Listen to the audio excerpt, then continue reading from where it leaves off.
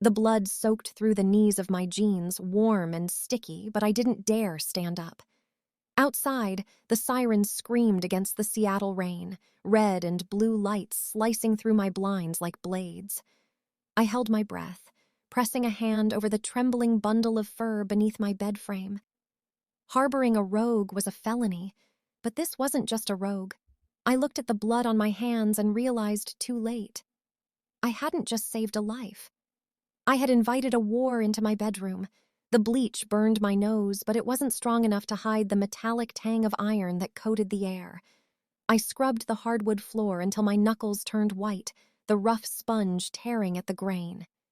Every second that ticked by on the microwave clock felt like a countdown. 3:04 a.m. The rain battered the window pane of my fourth-floor walk-up. It was masking the sound of my ragged breathing, but it couldn't drown out the heavy thud of combat boots stomping down the hallway outside. They were getting closer. I froze, the bloody sponge hovering over the last red smear near the radiator. The footsteps were heavy, precise, military-grade, wardens. The city's supernatural police force didn't knock. They breached. If they caught the scent of fresh blood mixed with the damp, wild musk of an unauthorized wolf, I wouldn't just be expelled from the veterinary program. I would be thrown into the cage, the underground prison where omegas went to disappear. I forced my hand to move, wiping the last spot clean. I shoved the bloody sponge into a black trash bag, tied it tight, and shoved it deep into the bottom of the kitchen bin, burying it under 3 days' worth of coffee grounds and takeout containers. My heart hammered against my ribs, a frantic rhythm that threatened to bruise the inside of my chest. I wasn't brave. I was just an omega with a defect. I couldn't walk away from something in pain. I stood up, my knees cracking, and rushed to the sink to scrub the red from my skin. The water ran cold, but I didn't feel it. All I could feel was the phantom heat of the creature I had dragged in from the alleyway 10 minutes ago. He was small, barely 30 pounds, his gray fur matted with mud and street grime. He looked like a coyote pup, but the bone structure was too heavy, the paws too large for a stray dog. I dried my hands on a dish towel, my eyes darting to the bedroom door. It was cracked open just an inch.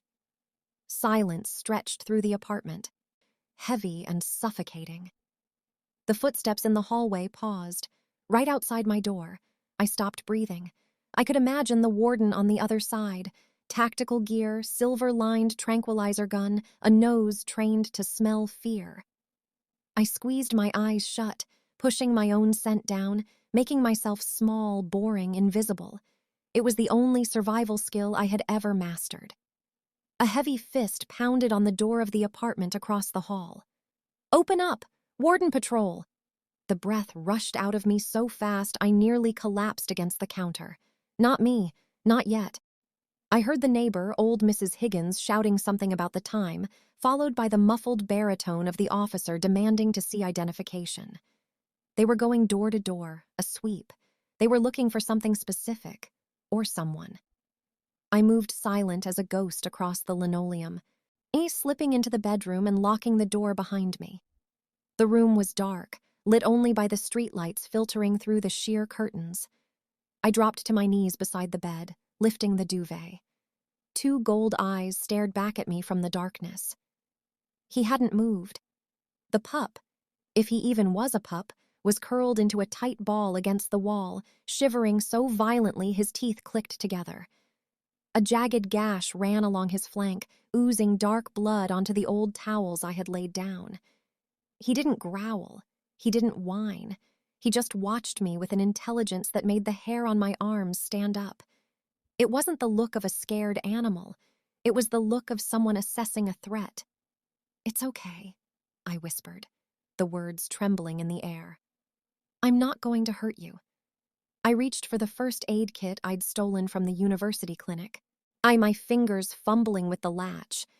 I needed to clean the wound, stitch it, and get him out before the sun came up. I pulled out a bottle of saline and a clean gauze pad. As I leaned in, the wolf flinched, a low rumble vibrating in his chest. It wasn't loud, but it was deep. Too deep for a wolf this size. It sounded like rocks grinding together deep underground. "I have to clean it," I told him, keeping my voice steady despite the shaking of my hands. "The wardens are outside. If you make a noise, we're both dead. Do you understand?" The wolf stopped shivering. He stared at me for a long second, his golden eyes narrowing, calculating. Then slowly he laid his head back down on his paws. He understood. The realization sent a chill down my spine that had nothing to do with the drafty window. Normal wolves didn't understand complex sentences. Normal wolves didn't barter for silence. I worked quickly, the smell of antiseptic filling the small space. I poured the saline over the gash, washing away the grime. The wound was deep, sliced clean by something sharp, silver. Smoke rose faintly from the raw flesh. My stomach twisted. Only hunters used silver blades. This wolf hadn't just been in a fight, he had been targeted. I threaded the needle, my movements practiced and efficient. Veterinary school had taught me how to fix broken things, but it hadn't prepared me for the way the air in the room seemed to shift as I worked. The pressure in the room was rising. My ears popped. It felt like the moments before a thunderstorm breaks, when the sky turns green and the birds go silent. I tied off the last stitch and sat back, wiping sweat from my forehead. "Done," I whispered. "You need to rest." The wolf didn't close his eyes. He lifted his head, sniffing the air. His ears swiveled toward the front door of the apartment. I froze. The hallway was silent. The wardens had moved on to the next floor minutes ago. What did he hear? Then I heard it. Not a knock, not a footstep. The lock on my front door clicked. It was a soft, metallic sound, barely audible over the rain, but in the silence it sounded like a gunshot. The deadbolt slid back. The handle turned. I hadn't given a key to anyone.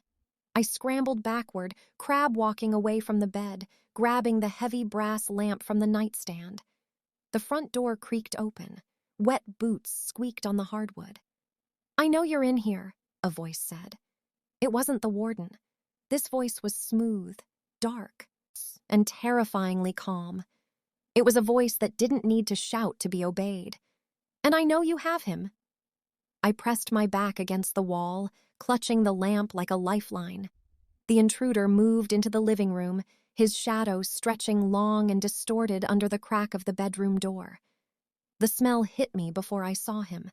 Pine, ozone, and old blood. It was an alpha's scent, so potent it made my knees weak. "Come out, little Omega," the man said, his voice drifting closer. "Give me what is mine, and I might let you keep your life." I looked at the wolf under the bed. He was trying to stand, his legs shaking, a low growl building in his throat that shook the floorboards.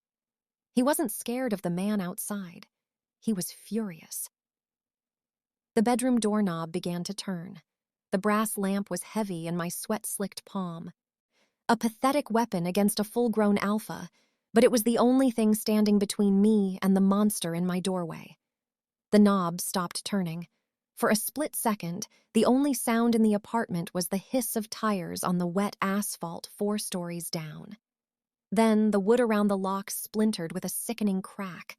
The door didn't just open, it was kicked off its hinges, slamming into the wall with enough force to shake the photos on my dresser. I didn't scream. I couldn't. The air left my lungs in a sharp whoosh as the man stepped over the ruined threshold. He was massive, his shoulders filling the frame, rain dripping from a black tactical coat. He didn't look like a warden. He looked like a mercenary. His skin was the color of deep mahogany, scarred across the jawline, and his eyes were void of anything human. Just cold, for calculated intent. Darius. The name slipped from my lips before I could stop it. I knew him. Not personally, but every Omega in the city knew the face of the ruling pack's head enforcer. He was the man they sent when they didn't want witnesses. Darius didn't smile. He barely looked at me.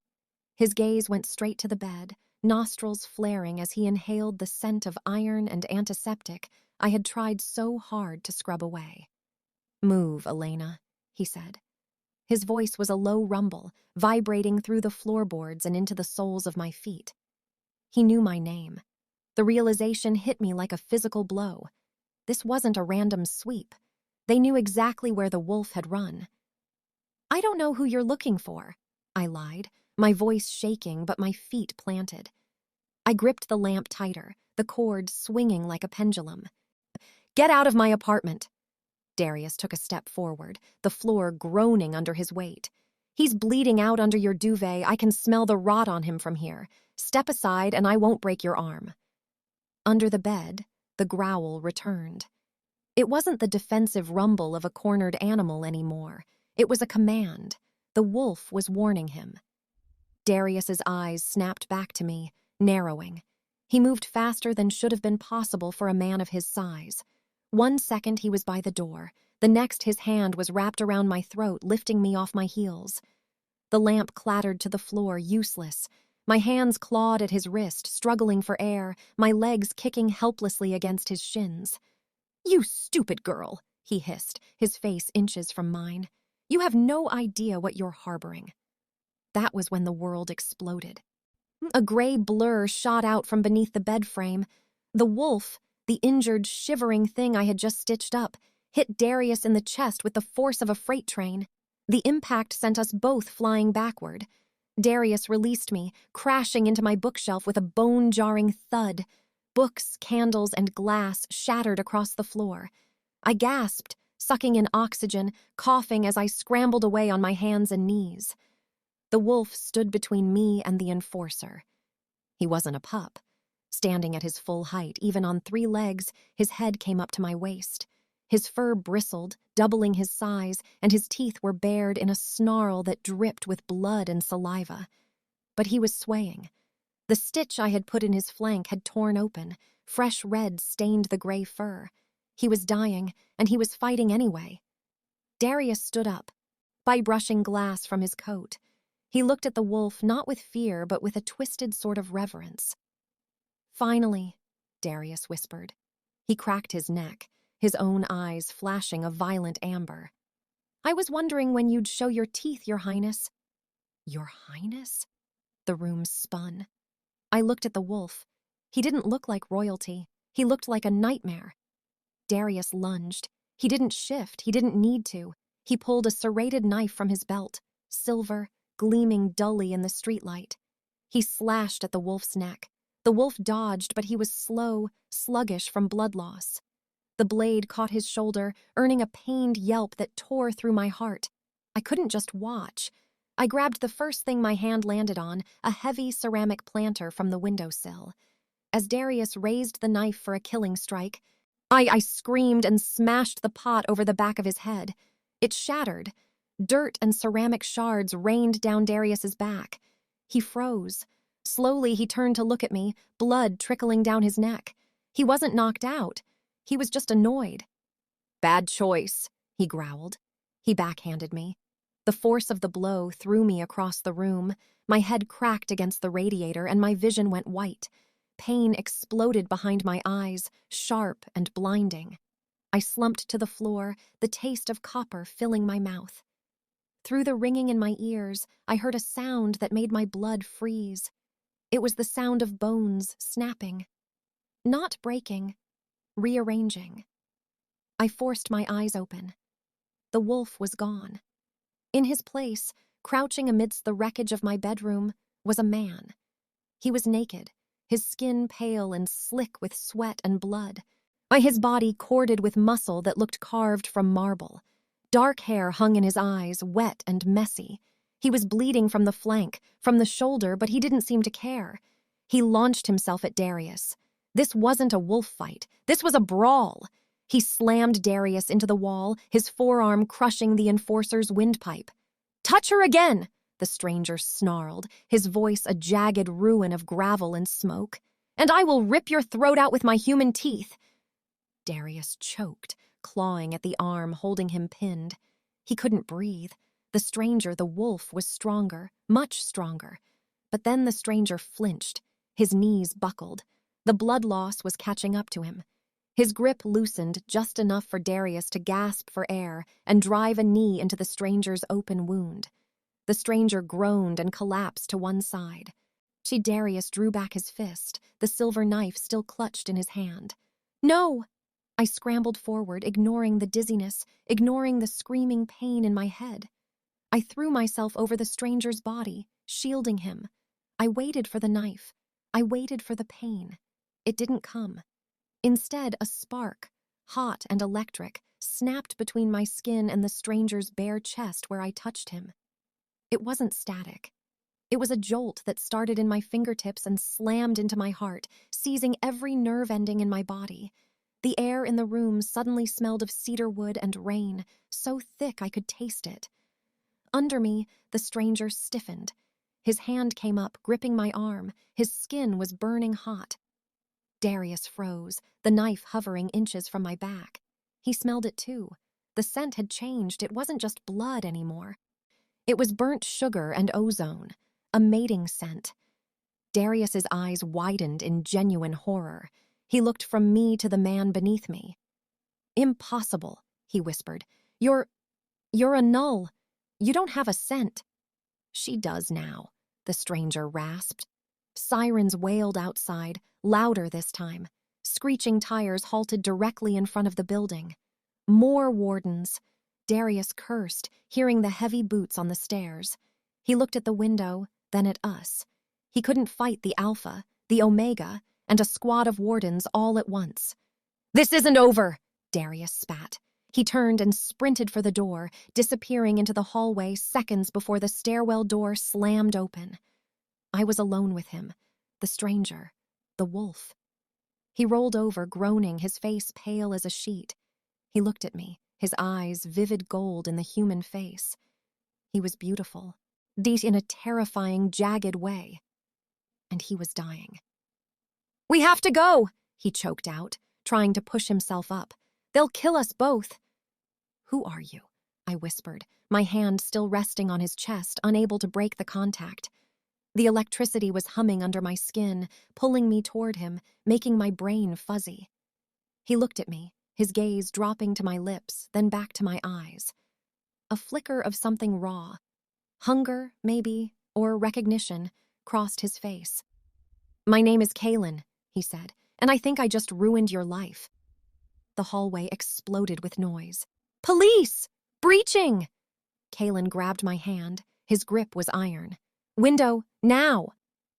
I didn't think. I didn't grab my coat. I didn't grab my phone. I let the man who had been a wolf pull me toward the open window, into the freezing rain and the 4-story drop waiting below. The air rushed past my ears, a violent roar that drowned out my own scream. Gravity clamped down on my chest, turning my stomach inside out as the ground rushed up to meet us. It wasn't a graceful leap. It was a desperate, flailing plummet into the dark. I squeezed my eyes shut, bracing for the crack of bone, but it never came. Kaelen twisted in midair, a feat of impossible agility, and yanked me tight against his chest. He took the impact for both of us.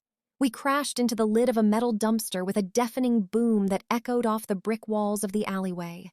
The metal buckled under his weight, absorbing the lethal force, before we rolled off onto the wet asphalt. I hit the ground hard, the breath knocked out of me, water soaking instantly through my jeans. I gasped, choking on the damp, trash-filled air, my vision swimming with black spots. Kaelen groaned, a wet, guttural sound. He was lying half in a puddle, his chest heaving. The stitches in his flank had torn completely open. Blood was mixing with the rainwater, swirling into the drain in a pink ribbon. "Get up!" he wheezed, rolling onto his knees. His skin was pale, almost translucent in the harsh glare of the streetlight, but his eyes were burning with a terrifying intensity. "Elena, move!" Above us, a flashlight beam sliced through the rain, sweeping over the dumpster we had just decimated. Voices shouted from my window, 4 stories up. "They went down the alley! Cut off the east exit!" Panic, sharp and cold, pierced through the shock. I scrambled to my feet, my ankle throbbing in protest. Kaelen tried to stand, but his leg gave out. He hissed, clutching his side. He was naked, obs wounded and bleeding out in a Seattle alleyway in 40-degree weather. We wouldn't make it a block. "You can't walk," I whispered. the rain plastering my hair to my face. I reached for him, grabbing his arm to hoist him up. The moment my skin brushed his bicep, that electric jolt slammed into me again, harder this time. It wasn't just a spark, it was a physical hook, yanking my center of gravity toward him. My knees knocked together. Kaelen's head snapped up, his pupils blown so wide they swallowed the gold irises. He didn't pull away. He leaned into my touch, as if my hand was the only thing anchoring him to the earth. "The car!" he gritted out, pointing a shaking finger toward the end of the alley, where a dark sedan was idling near the mouth of the street. It looked like an unmarked warden vehicle. "Are you insane?" I hissed, trying to keep my voice under the sound of the rain.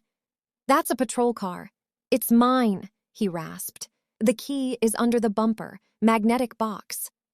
I didn't ask how a wolf who had been bleeding under my bed for 3 hours had a car parked outside. I didn't ask anything. I just hooked my shoulder under his arm, taking his weight. He was heavy, a wall of dense muscle and heat, burning up with fever. We stumbled forward, our feet splashing through the oily puddles. Every step was a battle. My heart hammered against my ribs like a trapped bird. The shouts from above were getting louder. I could hear the heavy thud of boots hitting the fire escape. They were coming down. We reached the car. I dropped to my knees, fumbling under the rear bumper, my fingers numb with cold. Please be there. Please be there.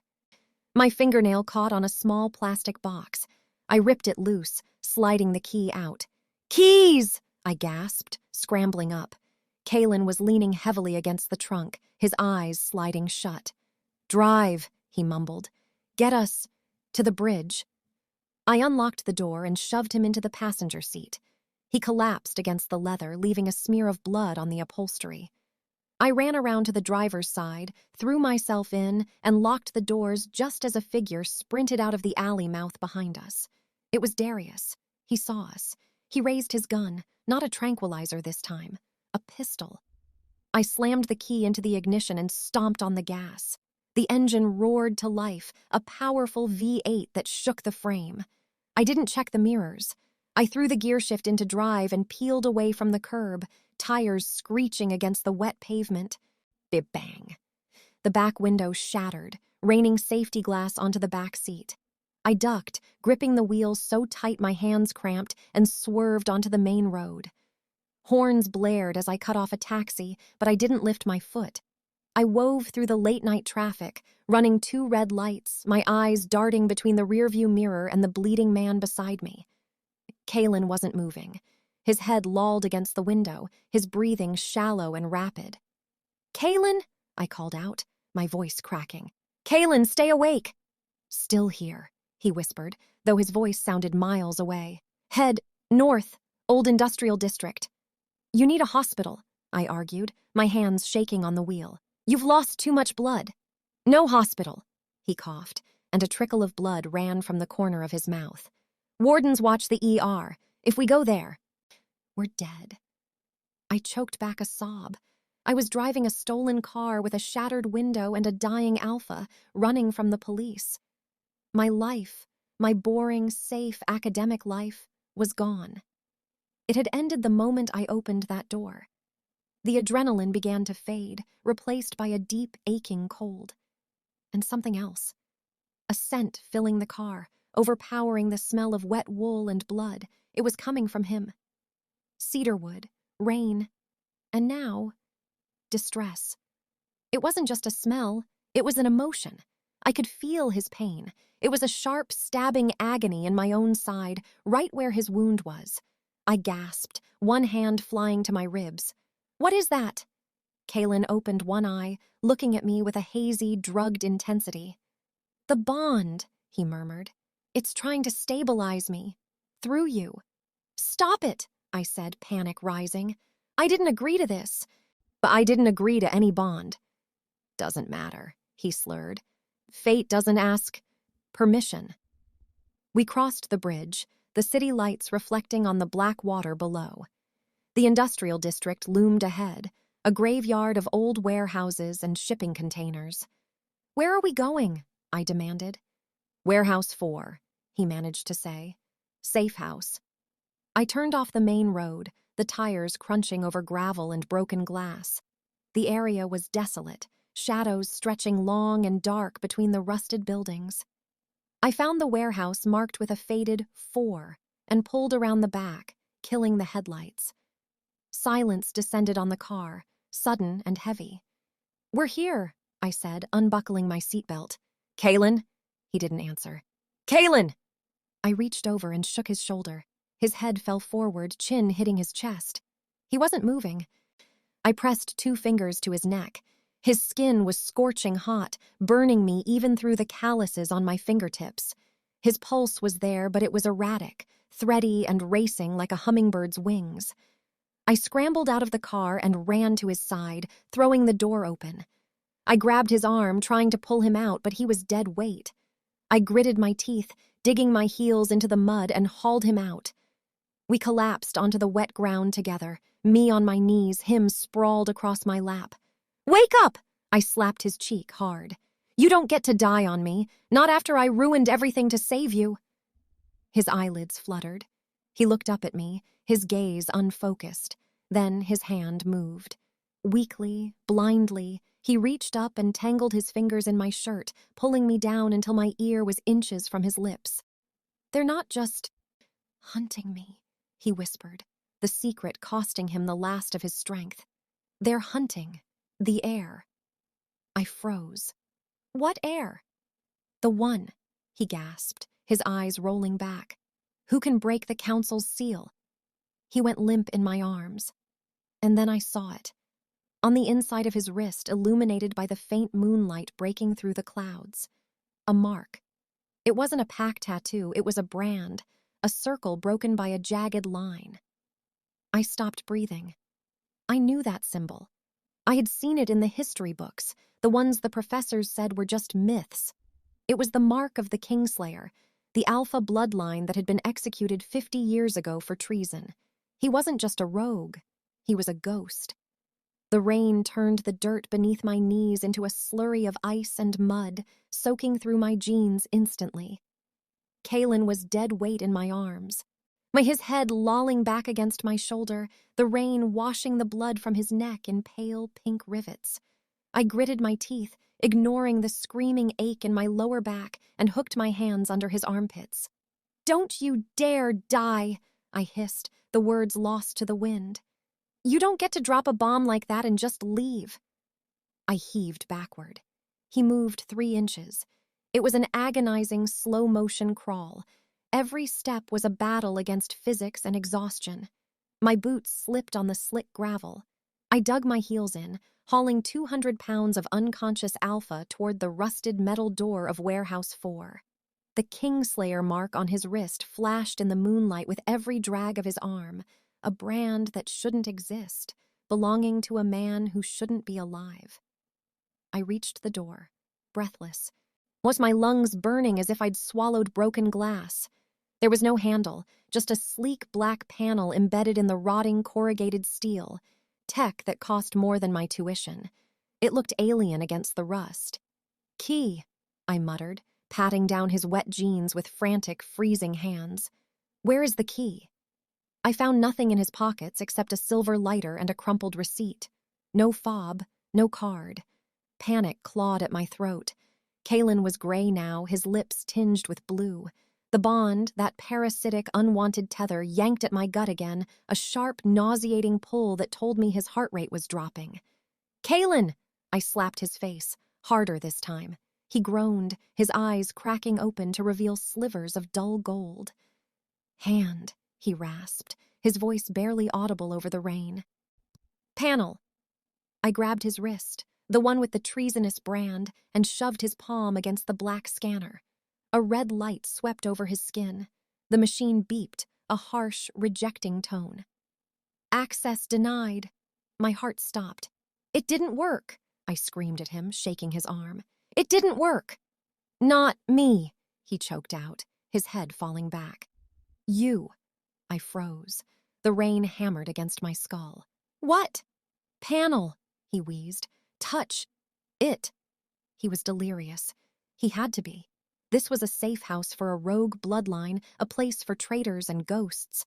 I was just a veterinary student from Boston with a penchant for bad decisions. But the desperation in his fading scent, burnt sugar turning to ash, forced my hand. I slapped my palm against the cold black glass. A green laser scanned my fingerprints.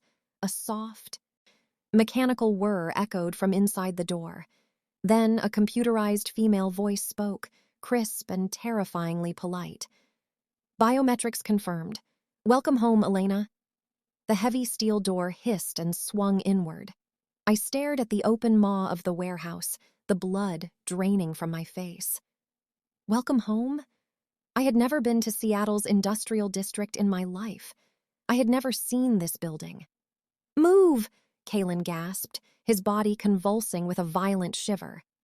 I didn't have time to process the impossibility of it. I dragged him over the threshold, collapsing onto the concrete floor inside as the door sealed shut behind us, cutting off the roar of the storm. Silence. Absolute, sterile silence. I blinked, pushing wet hair out of my eyes. The inside wasn't a warehouse. It was a sterile, glass-walled command center. Monitors lined the far wall, flickering with data streams. To my left, a fully stocked medical bay gleamed under motion sensor LED lights that flickered on as we entered. I scrambled up, adrenaline overriding the shock. Medical bay, I muttered, grabbing Kaelen's collar and dragging him across the polished floor. I hoisted him onto the metal exam table, his blood smearing the pristine white surface. I ripped his wet shirt open, buttons scattering across the floor. The wound on his flank was a disaster. The movement had torn the muscle further. I could see the white flash of a rib, but it wasn't just a cut. The edges of the wound were black, necrotic veins spiderwebbing out across his pale skin, silver poisoning. I need wolfsbane antidote, I said aloud, my voice echoing in the empty room, and chelation therapy. I tore through the glass cabinets. They were unlocked. Whoever built this place had prepared for exactly this kind of violence. I found a vial of clear blue liquid labeled Argentum Neutralizer. I rushed back to the table. Kaelen was seizing now, his back arching off the metal, a low, animalistic sound tearing from his throat. The poison was hitting his nervous system.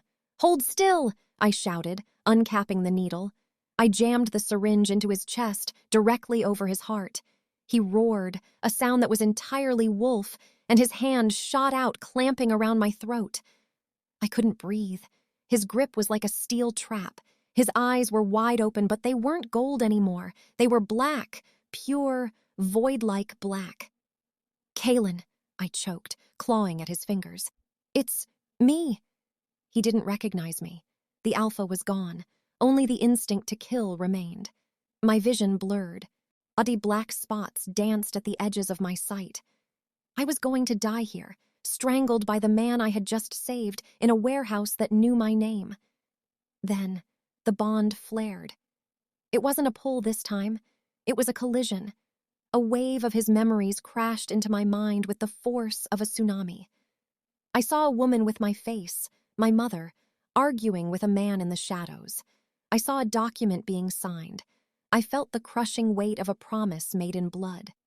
I felt a small hand, my hand, being pressed against a scanner. "Protect her," a voice echoed in my head.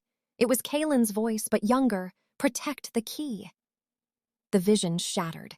Kaelen gasped, the black receding from his eyes, replaced by the familiar gold. He blinked, realizing what he was doing, and released my throat as if he'd been burned. I stumbled back, coughing, sucking in greedy gulps of air. I rubbed my bruised neck, staring at him with wide, terrified eyes. "You," I rasped. "You knew my mother." Kaelen slumped back onto the table, the antidote doing its work. His breathing slowed. He turned his head to look at me, and for the first time I saw genuine guilt crack his stoic mask. "I didn't just know her," he whispered. He reached into his pocket, his bloody fingers trembling, and pulled out a small, worn photograph. He slid it across the metal table toward me. I stepped forward, my hands shaking, and picked it up. It was a photo of a pack gathering. In the center stood the Alpha King, the one executed 50 years ago. Standing next to him, laughing, was a woman. She looked exactly like me. My mother. But it was the baby in her arms that made the room spin. The baby wasn't me. The baby was a boy with gold eyes. She was my wet nurse, Kaelen said softly. She raised me, and she sold you to the council to buy my safety. The photo slipped from my fingers. What? The word was a whisper, a breath of air that carried the weight of my entire world collapsing. You're not just an Omega, Elena, Kaelen said, his voice heavy with the truth that had nearly killed us both. Why do you think the scanner recognized you? Why do you think Darius didn't shoot you when he had the chance? He tried to sit up, wincing, his gaze locking onto mine with an intensity that pinned me to the floor. You're the collateral, he said. You're the fail-safe. If I die, the Kingslayer line doesn't end. He pointed to the scanner on the door. It unlocks for you because you technically own it. You aren't just bound to me by accident, Elena. You were betrothed to me the day you were born. The photograph hit the linoleum with a soft slap, landing face up. The smiling woman in the glossy 4x6 print, my mother, with her messy bun and that chipped tooth I remembered from my childhood, looked up at me like a stranger. The silence in the medical bay was deafening, broken only by the rhythmic beep of the heart monitor hooked to Kaelen's chest.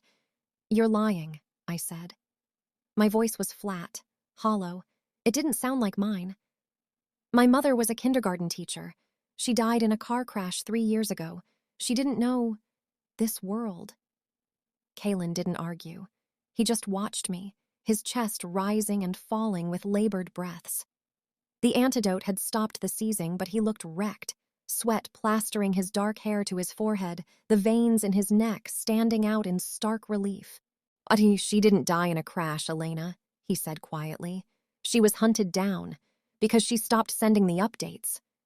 I took a step back, my hip bumping against a metal tray of surgical instruments. The clash of steel on steel rang out like a gunshot. Updates on what? On me? On the asset, he corrected. The word hung in the air, cold and industrial. You weren't just her daughter. You were a vault, a hiding place. He gestured vaguely to his own wrist, to the Kingslayer mark. Why do you think you're a null? Why do you think you've never shifted, never felt a pack pull, never had a heat? I opened my mouth to answer, but the words died in my throat. The doctors had told me it was a genetic defect. Rare, but manageable, they said. I had spent my whole life feeling broken, isolated, like a radio tuned to a dead frequency while everyone else heard music. Suppressants, Kaelen rasped. He tried to sit up again, grimacing as the movement pulled at his stitches. She's been dosing your food since you were an infant. Wolfsbane microdoses. Enough to kill your wolf but keep you human, to keep you off the council's radar. My knees gave out. I sank onto the rolling stool next to the exam table, burying my face in my hands. The memories flooded back. The vitamins she insisted I take every morning. The bitter tea she made me drink when I felt feverish. It wasn't love. It was maintenance. Why? I whispered into my palms. Why would she do that to me? To keep you safe for me, Kaelen said. I dropped my hands, anger spiking hot and sudden in my chest, burning through the shock. I stood up, closing the distance between us. Wait, I wanted to hit him. I wanted to shake him. I wanted to scream until the glass walls shattered. Safe for you? I spat, pointing a shaking finger at his chest. I'm not a savings bond, Kaelen. I'm a person. I had a life. I had a scholarship. I had a future that didn't involve bleeding out in a warehouse with a wanted fugitive. You had a cage, Kaelen roared back, his voice cracking. The sudden burst of energy cost him. He slumped forward, coughing, clutching his side. You think that life was real? Darius was the one who authorized your scholarship. The council has been watching you since you were 5. They were just waiting for you to ripen, waiting to see if the Kingslayer magic would manifest. He looked up at me, and the raw desperation in his eyes stopped me cold. He wasn't arrogant anymore. He was terrified. They weren't going to let you graduate, Elena. They were going to breed you, or dissect you. I stared at him, my breath hitching. The bond between us flared, a dull, aching throb in the center of my chest. I could feel his fear. It tasted like ash and metal. He wasn't lying. I hated him for it, but he wasn't lying. "So what now?" I asked, my voice trembling. "We stay here forever, hiding in a glass box?" Kaelen shook his head. He reached out, his hand hovering near mine, but he didn't touch me. He looked at his hand like it belonged to someone else. "The suppression is breaking," he said. "That's why you can smell me. That's why the bond snapped into place. Your mother's drugs are wearing off. In 48 hours, you're going to go into your first heat." The room tilted. Heat. The biological imperative that turned rational women into instinct-driven animals. I had seen it in the clinic.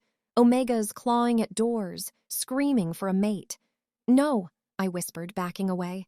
"No, I can take pills, I can—" "It's 20 years of suppressed biology, Elena," Kaelen said, his voice grim. "It won't be a normal heat. It will be a beacon.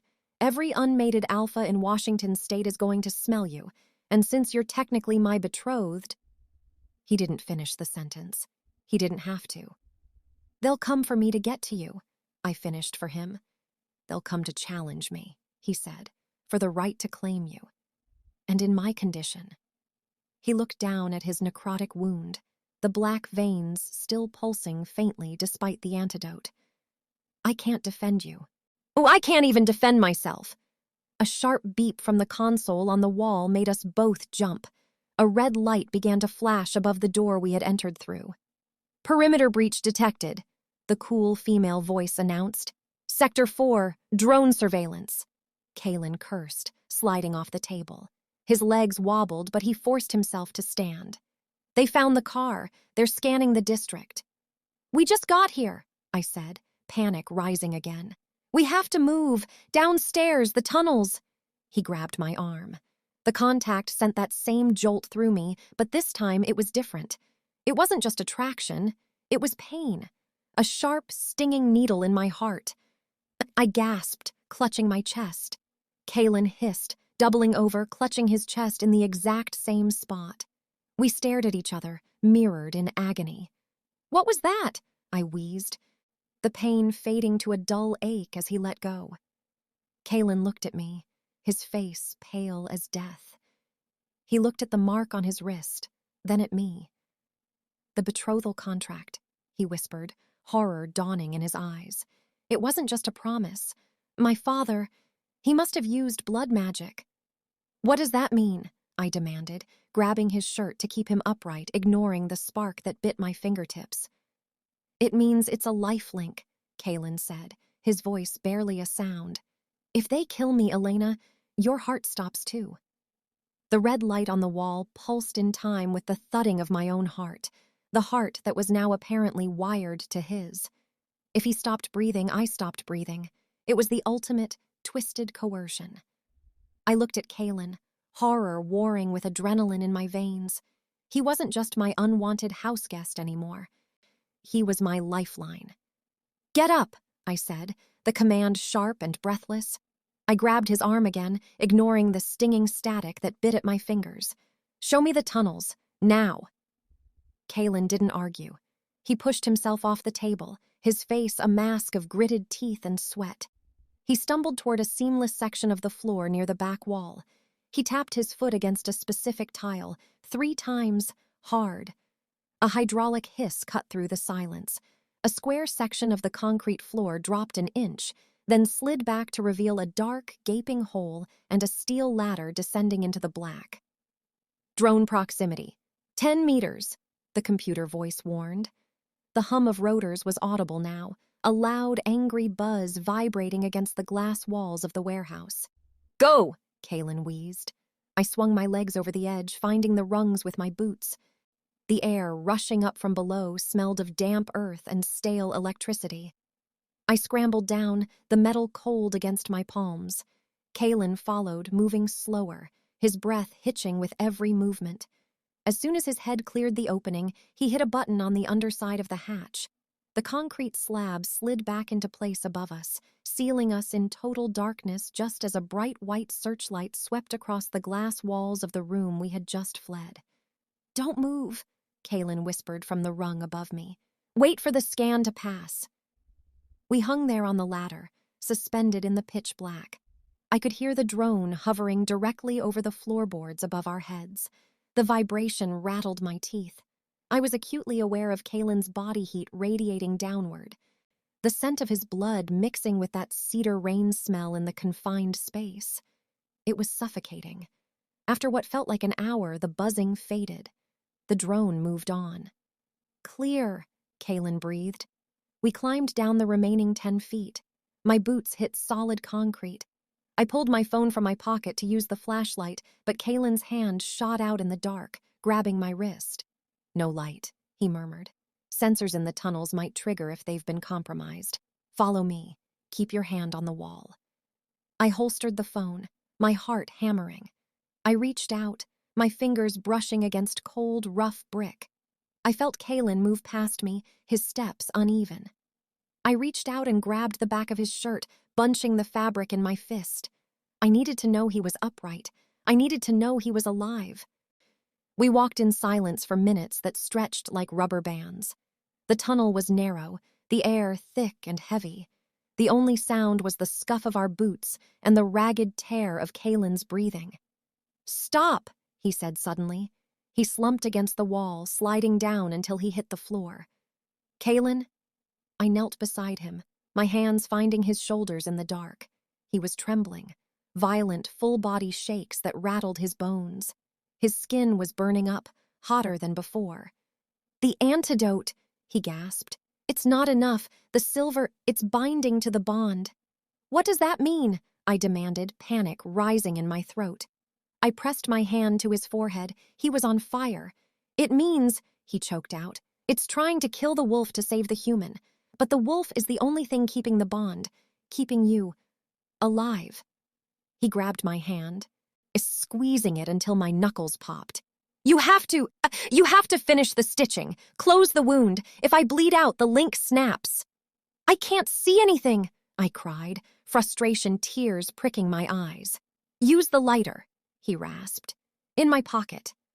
I fumbled for his jeans, my hands shaking. I found the silver Zippo I had felt earlier. I flicked it open. The small flame erupted, casting long, dancing shadows against the brick walls.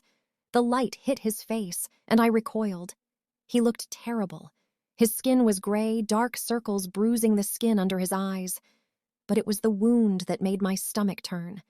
The stitching I had done in my bedroom was gone, torn apart by his transformation and the fight. The gash was wide and ugly, oozing black blood. "God," I whispered. "Do it," he said through gritted teeth. He tilted his head back, exposing the vulnerability of his throat, surrendering to the pain. I didn't have a needle. I didn't have thread. I looked around the tunnel, desperate. My eyes landed on the first aid kit strapped to his belt, a tactical pouch I hadn't noticed before. I ripped it open. There was a staple gun, medical grade. "This is going to hurt," I warned him, my voice trembling. Kaelen let out a dry, humorless laugh. "Pain is the only thing telling me I'm not dead yet." I positioned the stapler over the torn skin. My hands were shaking so bad the flame of the lighter flickered wildly. I took a deep breath, trying to channel the steady, clinical detachment I used in the vet clinic. Just a patient, just a dog, just a procedure. Click. The staple bit into his skin. Kaelen's back arched off the floor, a guttural snarl ripping from his throat. Click. I felt it. A sharp, stinging puncture in my own side, mirroring exactly where I was hurting him. I gasped, nearly dropping the lighter. The lifelink. I was hurting him, so I was hurting me. "Keep going," he growled, sweat dripping from his nose. Click, click, click. By the fifth staple, tears were streaming down my face, not from sadness, but from the phantom agony tearing through my own ribs. I finished the line and dropped the stapler, collapsing back against the opposite wall, clutching my side. Kaelen slumped, panting, the fresh pain warring with the silver poison. For a long moment, we just breathed together in the flickering orange light. The hostility, the fear, the chase, It all receded for a second, leaving only 2 people bleeding in the dark. Kaelen turned his head to look at me. The gold in his eyes had softened, I losing that hard, predatory edge.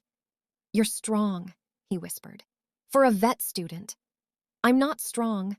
I wiped my face with my sleeve, smearing soot and tears. "I'm terrified. I just want to go back to my dorm and study for my anatomy final." "You can't go back, Elena." His voice was gentle now, and that scared me more than his anger.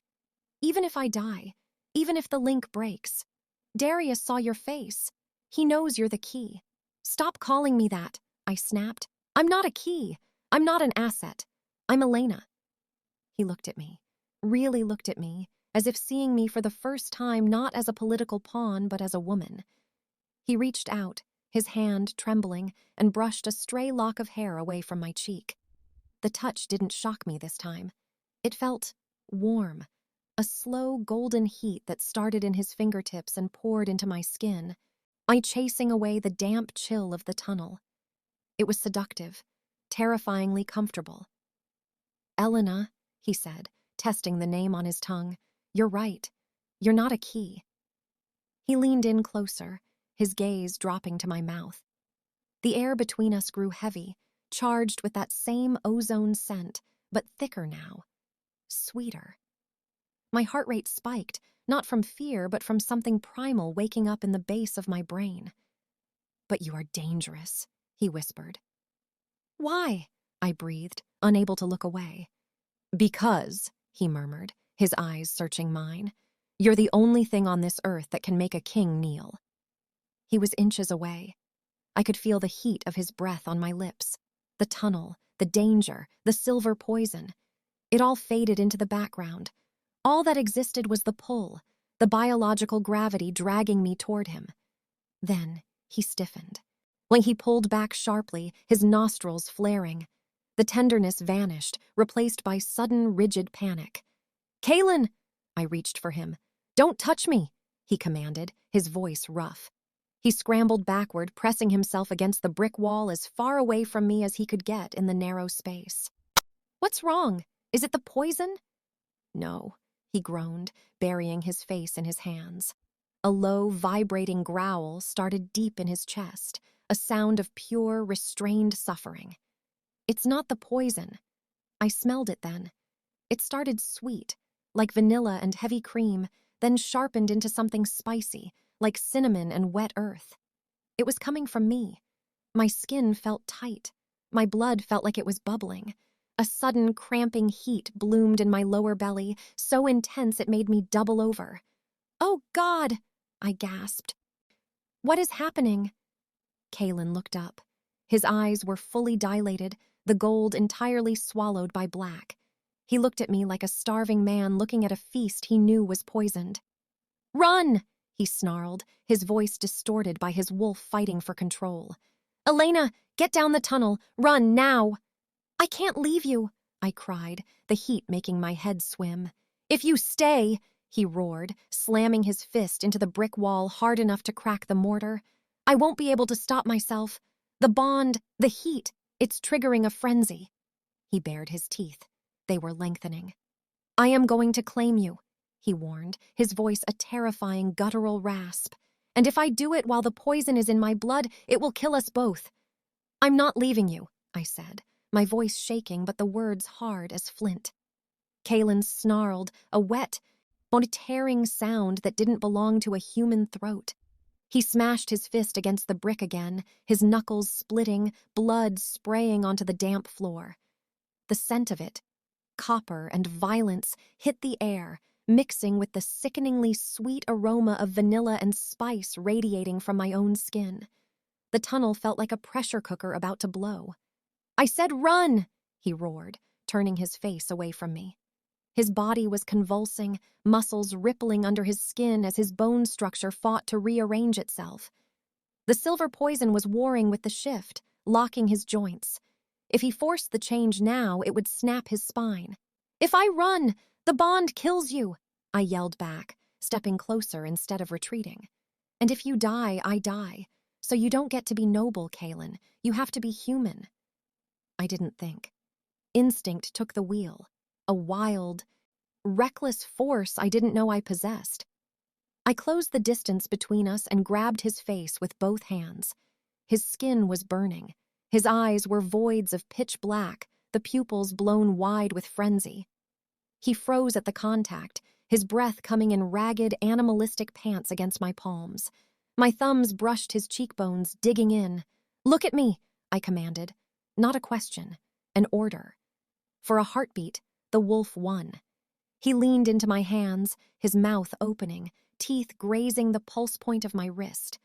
The desire to bite, to mark, to claim was rolling off him in waves so hot they made my vision blur. My knees buckled, the biological imperative screaming at me to bare my neck. But I didn't. I held his gaze. "You are Kaelen," I whispered, forcing my voice to be steady, clinical. "You are not an animal. You are a man who is bleeding out. Focus on the pain, not the scent." I pressed my thumb hard into the bruise on his jaw where Darius had hit him. He flinched. The sharp spike of physical pain cut through the haze of the heat. The black in his eyes fractured, revealing a sliver of terrified gold. "Elena," he choked out, his hands coming up to grip my wrists. He didn't pull me closer. He held me there, anchoring himself. "It hurts." "I know," I said, my forehead resting against his.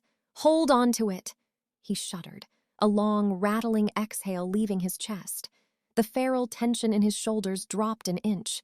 The frenzy was receding, pushed back by the sheer exhaustion of his injuries. "We have to move," he whispered, his voice wrecked. "There's a secondary extraction point, 1/2 a mile." I nodded, stepping back. Though the loss of contact made my chest ache. I pulled his arm over my shoulders again. He was heavier now, his energy spent.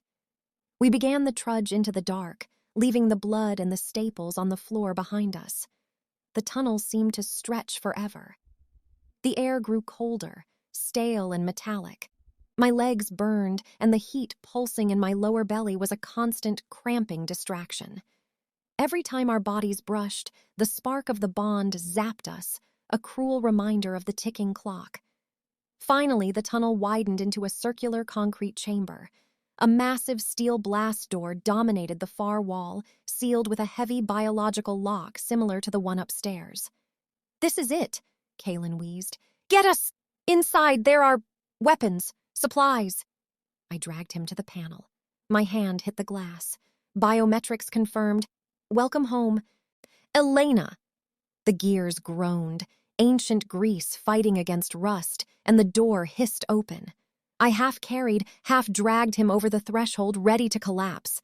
I expected another sterile medical bay. I expected a safe house. I didn't expect the gun. I stopped dead. Kaelen stumbled, nearly pulling us both down. Sitting in a chair in the center of the dimly lit room, legs crossed, a silencer-equipped pistol resting casually on his knee, was a man. He wasn't Darius. He was older, wearing a tailored gray suit that looked ridiculously out of place in a sewer bunker. His hair was silver, his eyes a sharp, piercing blue behind rimless glasses. He didn't look surprised. He looked disappointed. "You're late, Kaelen," the man said, his voice smooth as polished glass. "And you brought a guest." "That wasn't in the contract." Kaelen stiffened against me. The exhaustion vanished from his frame, replaced by a rigid, terrified tension. "Vance!" Kaelen rasped. "What are you doing here?" "Cleaning up your mess," the man named Vance said. He stood up, the gun never wavering from Kaelen's chest. He looked at me, his gaze clinical, assessing. "So this is the package, the famous key." "Don't touch her," Kaelen growled, stepping in front of me despite his injuries. Vance chuckled, a dry sound that echoed off the concrete walls. "Oh, stop the act, Prince. It's embarrassing." He walked closer, the gun leveled. "Does she know?" "Shut up," Kaelen warned, his voice low and dangerous. "Know what?" I asked, my voice shrill. I looked from Kaelen to Vance. "Know what?" Vance smiled, but it didn't reach his eyes. "He hasn't told you." "Of course he hasn't." Vance looked at Kaelen with pure contempt. He told you he was Kaelen, the lost heir of the Kingslayer line, didn't he? The noble prince protecting you from the big bad council? Yes, I whispered. A cold knot of dread formed in my stomach, heavier than the silver poisoning. That's unfortunate, Vance sighed, because Prince Kaelen died in a cell in the cage 6 years ago. The room spun. I looked at the man I had saved, the man whose life was linked to mine. That thing standing next to you, Vance said, pointing the gun at Kaelen's head, is the warden who killed him. I stopped breathing. I stepped away from Kaelen, my hands trembling. Tell him he's lying, I begged. Kaelen, tell him he's lying. Kaelen didn't look at me. He stared at Vance, his jaw locked tight. The shame radiating off him in waves so potent I could taste it. He didn't deny it. He took the name, Vance continued, enjoying the devastation. He took the identity. He even stole the prince's skin, figuratively speaking. He was a low-level enforcer who saw an opportunity to become a legend. He didn't save you because of a betrothal, Elena. He kidnapped you because you are the only one who can open the royal vaults. Vance cocked the hammer of the gun. He doesn't love you. He doesn't even know you. You're just a debit card with a pulse. Tears blurred my vision. The bond, the electric, undeniable connection I had felt, suddenly felt like a chain. It wasn't fate. It was a con. I had thrown my life away for a murderer. Is it true? I whispered, my voice breaking. Kaelen finally looked at me. His gold eyes were wet. Elena, he pleaded. I'm reaching for me. It's not that simple. Is it true? I screamed. Yes, he whispered. Bang! The gunshot was deafening in the small room. Kaelen jerked backward, his shoulder exploding in a spray of red. He hit the ground hard. No! I shrieked. But Vance wasn't aiming at Kaelen's head. He had shot his shoulder to incapacitate him. Vance stepped over Kaelen's writhing body and grabbed my arm, yanking me toward the back exit. Sorry about the boyfriend, Vance said coldly. But my employer pays for the key, not the baggage. Wait, I struggled, digging my heels in. The link! If he dies, I die. Vance paused, looking back at Kaelen, who was bleeding out on the floor, gasping for air. Oh, I know, Vance said, dragging me toward the dark corridor. That's why I didn't kill him yet. We have about an hour before he bleeds out. That should be just enough time to get you to the lab and extract what we need from your blood. He shoved me through the door and slammed it shut, locking the prince, the liar, the murderer, the man who held my life in his hands, alone in the dark to die. The heavy steel door slammed shut, severing the visual connection to the room where Kaelen lay dying, but the physical connection remained, a terrified, stuttering rhythm in my own chest that mirrored his fading pulse. Vance didn't give me a second to process the betrayal. He yanked my arm, his grip bruising, dragging me down a hallway lined with flickering fluorescent lights. The concrete floor scraped against the soles of my boots as I stumbled, trying to keep my footing. Stop fighting, Vance said calmly, not even looking back. The extraction team is 2 minutes out. You'll be sedated soon. He's dying, I screamed, digging my heels into the rubber matting on the floor. You shot him. If his heart stops, mine stops. A calculated risk, Vance replied, checking his watch with his free hand. We have sophisticated resuscitation equipment at the lab. We can keep your body alive even if the brain function ceases. We only need the womb and the genetic code. The cold, corporate detachment of his words snapped something inside me. It wasn't bravery. It was the feral, terrifying instinct that had been waking up in my blood for the last hour. The heat. It wasn't just desire. It was aggression. I didn't pull away. I lunged toward him. Vance expected me to run or pull back. He didn't expect me to attack. I slammed my body weight into his side, driving my shoulder into his kidney. He grunted, stumbling just a fraction, his grip loosening on my arm. It was enough. I didn't try to punch him. I knew I couldn't overpower a man twice my size. I went for the only vulnerability I could reach. I grabbed his wrist, the one holding the gun, and sank my teeth into his forearm. My jaw locked. I tasted the expensive wool of his suit, then the hot copper of blood. Vance roared, a sound of genuine shock and pain. He swung his arm wildly, lifting me off my feet, but I didn't let go. I bit down harder, channeling every ounce of rage, betrayal, and fear into the bite. He slammed me against the concrete wall. The impact knocked the wind out of me, stars bursting in my vision. My jaw slackened, and I slid to the floor, gasping. Vance backed away, clutching his bleeding arm, his face twisted in a snarl. "You little bitch!" He raised the gun, aiming it right at my head. Thump. The sound wasn't in the room, it was in my chest. A single hollow beat followed by a long, terrifying silence. Kaelen's heart was stopping. I clutched my chest, doubling over as a wave of cold gray static washed over my vision. My lungs seized. I couldn't draw a breath. It felt like an invisible hand was crushing my heart. Vance saw it. He hesitated, lowering the gun. "Damn it! He's crashing." He tapped his earpiece.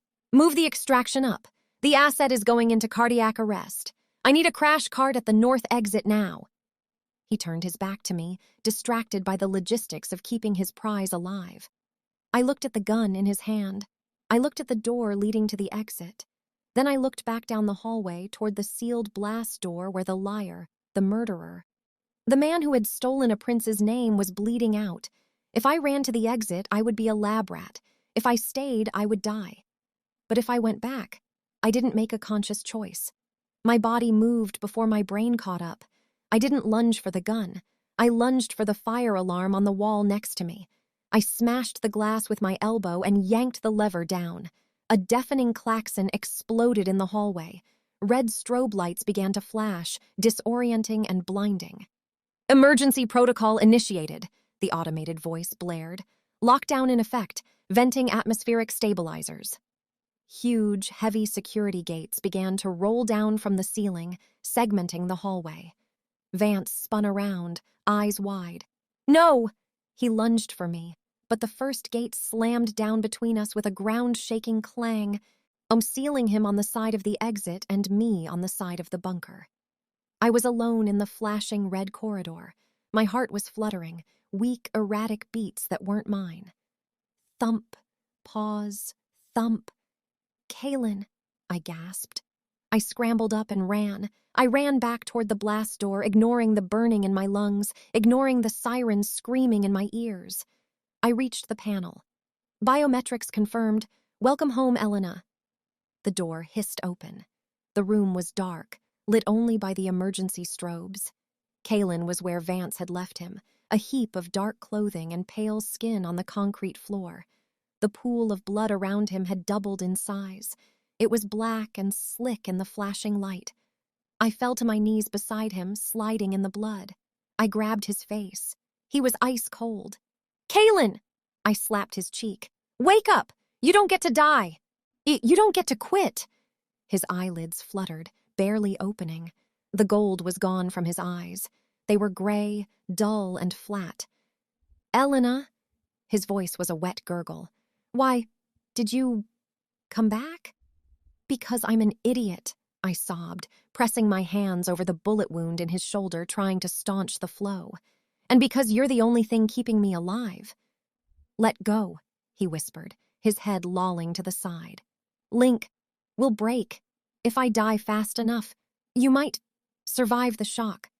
"Shut up," I hissed. "Why did you do it? Why did you kill him? Why did you kill the prince?" I needed him to talk. I needed him to stay awake.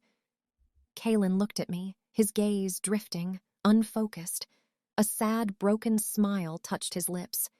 "He wasn't a savior, Elena," he choked out. "The prince. He had the madness, the rot. He was going to sell the location of every hidden Omega to the council to buy his own freedom." I froze, my hands slick with his blood. "I was his guard," Kaelen rasped, each word costing him precious air. "I couldn't let him do it. I killed him, took his mark, took his face, so the resistance wouldn't lose hope. I became the monster, to save the dream." The truth hit me harder than the revelation of his lie. He hadn't killed for power. He had killed for protection. He had lived a lie for 6 years, hunted and hated to keep a symbol alive. Thump! The beat in my chest stopped. Kaelen's eyes rolled back. His chest stopped moving. "No," I whispered. "No, no, no." I slammed my fist into his chest. "Oh, breathe!" Nothing. The silence in my own body was absolute. My vision began to tunnel, black edges creeping in. My hands went numb. I was dying. We were dying. I looked at the wound. I looked at his face. CPR wouldn't work. The blood loss was too massive. The silver poison was too deep. There was only one thing powerful enough to override silver poisoning. Only one biological force, strong enough to jumpstart a werewolf's heart from the brink of death. The mating bond. It wasn't a choice anymore. It was a defibrillator. I straddled his hips, my jeans soaking up his blood. The movement sent a jolt of agony through the lifelink, but also a spark, that undeniable electric pull. "Wake up!" I commanded, grabbing the collar of his shirt and ripping it open. I leaned down, my hair creating a curtain around us, blocking out the flashing red lights. I pressed my mouth to his ear. "You want to claim me?"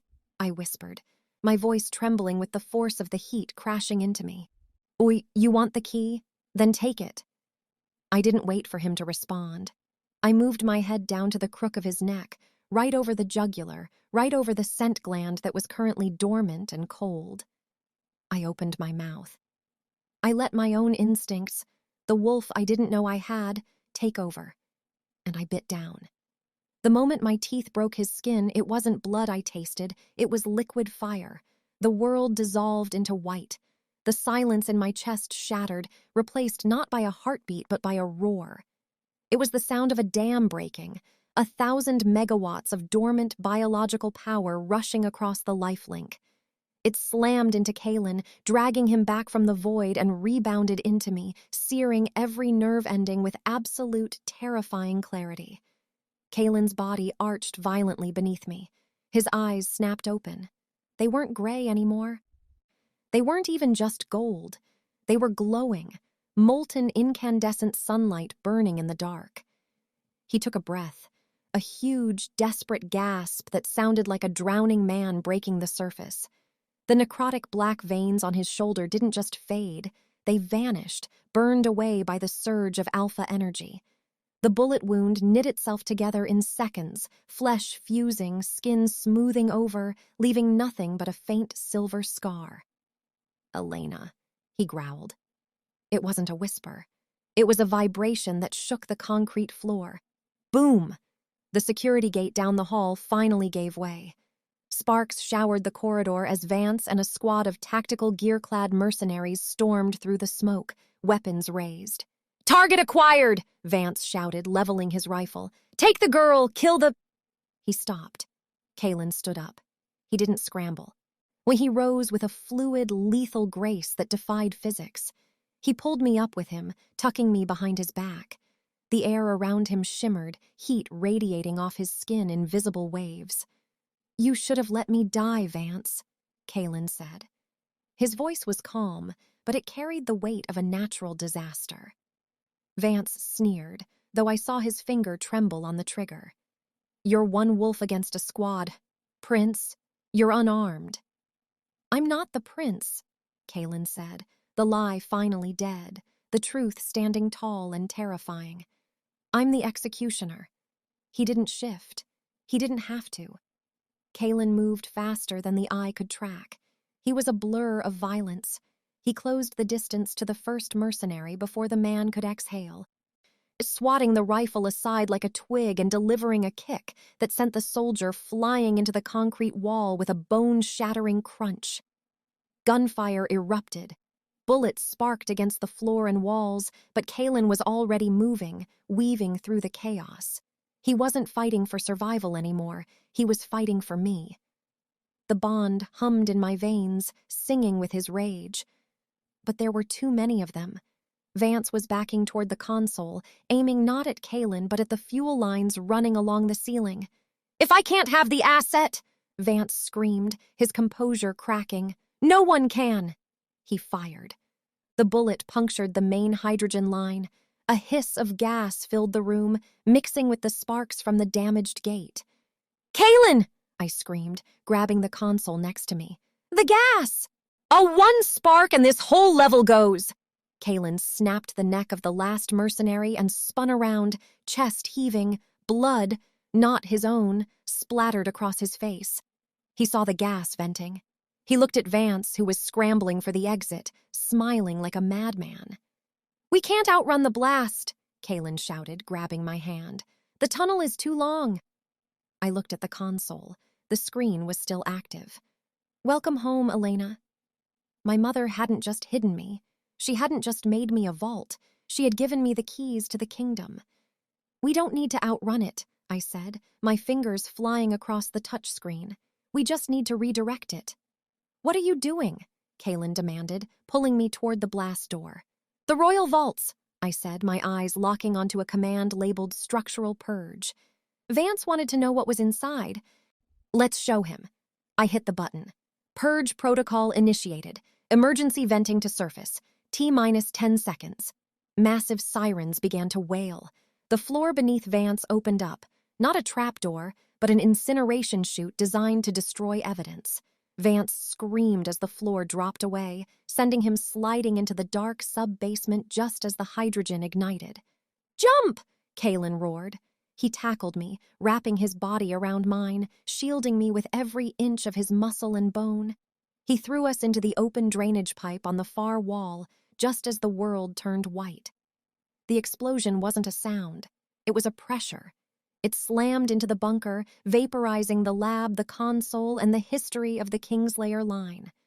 The force of the blast shot us down the drainage pipe like bullets in a barrel, us riding a wave of superheated water and debris. We tumbled into darkness, water filling my nose, my mouth, the roar of the fire fading into the rush of the current. Sunlight. It was the first thing I felt. Warm, unapologetic sunlight on my face. I coughed, expelling river water, and rolled onto my side. I was lying on a bank of smooth river stones. The air smelled of pine and wet earth, clean. No blood, no antiseptic, no silver. "Elena." I looked up. Kaelen was sitting a few feet away, wringing water out of his shirt. He was bruised, battered, and his clothes were in tatters, but he was alive. He crawled over to me, his gold eyes scanning my face with a frantic intensity. "Are you hurt? Did the blast?" "I'm okay," I whispered, pushing myself up. I looked down at my wrist. The skin was clear. The lifelink was silent, settled into a hum of steady, rhythmic warmth. I looked back at the river. In the distance, a plume of black smoke rose from the industrial district, marking the grave of the bunker, Vance, and the lies we had buried. Kaelen followed my gaze. He let out a long breath, his shoulders dropping. "It's gone," he said softly. "The data, the samples, the prints, all of it." He turned back to me, and for the first time since he crawled out from under my bed, he looked unsure. He pulled back slightly, creating distance between us. "You're free, Elena," he said, his voice rough. "Vance is dead. The council thinks I died in that explosion. You can go back. You can finish your degree. You can have a normal life." He looked at the mark on his wrist, the Kingslayer brand. "I'm just a rogue now, a ghost with a stolen name. You don't have to be bound to that." I stared at him. I listened to the heartbeat in my chest, and I felt the echo of his in the space between us. I remembered the way he had shielded me. I remembered the way he had looked at me in the tunnel, not as a key, but as a woman who could make a king kneel. "I can't go back," I said, reaching out to take his hand. He froze, looking at my fingers entwined with his. "Why?" he asked, his voice barely a whisper.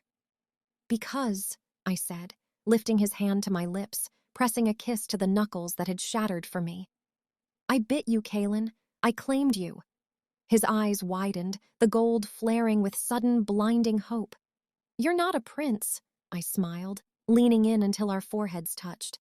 "And I'm not a key. We're just us. And I think I like us." Kaelen didn't speak. He didn't have to. He closed the distance, his hand tangling in my damp hair, and kissed me. It wasn't desperate like the tunnel. It wasn't terrified. It was a promise. It tasted of river water, survival, and a future that belonged only to us. The sirens wailed in the distance, back in the city we were leaving behind. But here, on the riverbank, under the vast American sky, there was only the sound of the wind in the trees and two hearts beating in perfect, unbroken rhythm. The end.